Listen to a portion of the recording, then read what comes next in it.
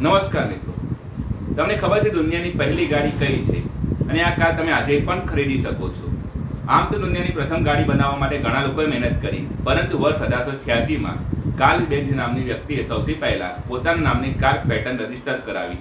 વર્ષ 1889માં પહેલીવાર આ કાર રસ્તા પર ચાલતી જોવા મળી.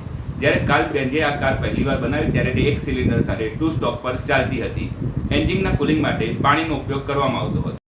મિત્રો, દુનિયાની પહેલી ગાડીના પાવરની વાત કરીએ તો 954 સીસી ડિસ્પ્લેસમેન્ટ પર 0.75 હોર્સ પાવર જનરેટ કરતી હતી. દેખાવમાં રિક્ષા જેવી લાગતી આ ગાડીની સ્પીડ પણ રિક્ષા જેવી હતી. ફૂલ થ્રોટલ પર આ કાર 15 કિલોમીટર પ્રતિ કલાકની ગતિએ દોડી શકતી હતી.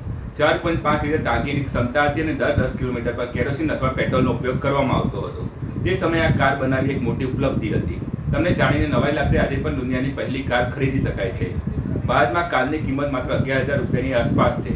દુનિયાની પહેલી કાર બનાવનાર એટલે મર્સિડીઝ બેન્ઝ. મહત્વનું છે કે તમે આ કાર ફક્ત પ્રદર્શનમાં જ રાખી શકો છો. તેને ચલાવવાની હાલ કોઈ પરમિશન નથી. જો તમારી વર્ષ 1894ના સમયની antique Benz pattern motor car ખરીદવી હોય તો ક્લાસિક ટ્રેડરની વેબસાઇટ પર બેન્ઝ પેટર્ન મોટો વેગન વેલો નામની વેબસાઇટ પરથી 4 કરોડ 33 લાખ રૂપિયામાં કાર ખરીદી શકો છો. આજે પણ આ કાર એન્ટિક, ક્લાસિક અને ખૂબસૂરત છે.